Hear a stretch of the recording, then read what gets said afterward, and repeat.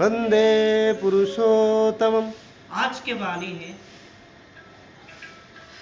जिसके लिए तुम्हारी करना, तुम्हारी सोचना, करना और बोध जितना दूर और जिस प्रकार है, उसके लिए तुम्हारी आसक्ति, खिंचाव या प्यार उतना दूर और उस प्रकार है। आदेश क्रम में गुरुदेवन मित्र आलोचना शुरू करते हैं। जैसे पितृदेव सूत्र को पकड़ा देते हैं और बोलते हैं, तुम तुम्हारी माँ के लिए सोचते हो, माँ के लिए चिंता करते हो, तुम्हारी पापा के लिए भी सोचते हो। क्यों सोचते हो? क्योंकि तुम पापा को प्यार करते हो, भक्ति करते हो, माँ को भी भक्ति करते हो, माँ के प्रति खिंचाव है तुम्हारी, माँ की बात सोचते हो ना। फिर गुरुदेवन बोलते हैं, जी आगे जितना दूर कहीं भी जाता हूँ तब यही चिंता रहता है। किसी पितृदेव बोलते हैं, जैसे पिता के लिए कोई भी चीज़ के लिए हो सकता है। शायद तुम साइकिल चढ़ के सिनेमा देखने गए और बाहर ताला डाल के रख के हॉल में प्रवेश किए, लेकिन बीच बीच में तुम्हारी साइकिल की याद आ रहा है, ठीक ही है ना। और हाफ टाइम में हॉल से निकलते देखते हो, हाँ साइकिल तो ठीक जगह पे है। साइकिल तुम रोज़ साफ करते हो, उसको पंप दे के उसको सचल रखते हो। माँ के लिए क्या करते हो? गुरुदेवन बोलते हैं, कुछ नहीं करता हूँ। शिष्य पितृदेव बोलते हैं, कुछ करना होता है। पिता के लिए, माँ के लिए रोज करना होता है। उनके कष्ट लाघव के लिए कोशिश करना होता है। सिर्फ माँ बाप के लिए नहीं, सभी के लिए करना होता है। इतर प्राणी या किसी वस्तु के लिए भी करना होता है। सब कुछ के लिए प्रयुक्त है। गुरुदेवंदा बोलते हैं, अगर मैं टिया पक्षी पालता हूँ उसके लिए भी प्रयुक्त होगा।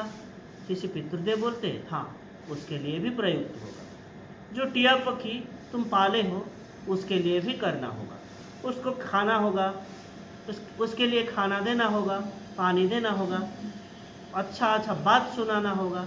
वो भी अच्छा बात सुनाते हैं। दूर कहीं जाते हो टिया पक्षी के बारे में भी सोचते हो। हम लोग ठाकुर के दीक्षा लिए हैं, हम लोग सत्संगी हैं। प्रत्युष में ठाकुर के नाम करना होगा, भक्ति भाव से इष्टवृत्ति करना होगा। बाहर कहीं गए हो, वहाँ ठाकुर के भोग के लिए कुछ ना कुछ हाथ में लेकर आना होगा।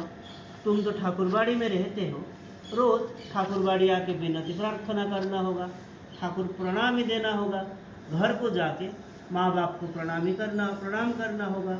ठाकुर के जो बानी पाठ होता है उसके अर्थ को सोचना होगा, जीवन में के परिपालन करना होगा। ये सब देख के समझा जाएगा ठाकुर के प्रति तुम्हारी टान कितना है। जैसे बड़दा बोलते हैं, जिसके लिए जितना कुछ करते हो उसको उतना तुम प्यार करते हो। श्रीकंडा बोलते हैं, और ये प्यार लाने के लिए शिष्य बड़दा बोलते हैं, संसार में हम लोग परिवार परिजन लेके वास करते हैं, इसीलिए कितना सोचते हैं, बोध करते हैं। तब ये वाणी क्यों? श्रीकंडा बोलते हैं, मैं अगर उनके प्रति आसक्ति लाना चाहता हूँ तो उनके प्रति सोचना, कहना, करना उतना दूर देना होगा। शिष्य बड़दा बोलते हैं, क्यों करूँगा, क्यों कहूँगा, तू तो ठीक ही बोला है, लेकिन ये देते क्यों हो? श्रीकंडा बोलते हैं, वही सोचना, कहना और करने के अंदर उनके प्रति टान आता है। शिष्य बड़दा बोलते हैं, करने से टान क्यों आएगा? श्रीकंडा बोलते हैं, हो सकता है मैं भी उनसे चाहता हूँ। शिष्य बड़दा बोलते हैं, ये सिंपली कोई नहीं करता। जनै को भाई बोलते हैं, मैं खुश होना चाहता हूँ, इसीलिए उनको खुश करना चाहता हूँ। शिष्य बड़दा बोलते हैं, मैं खुश होना क्यों चाहता हूँ? सतीशदा बोलते हैं, मैं आनंद लाभ करना चाहता हूँ।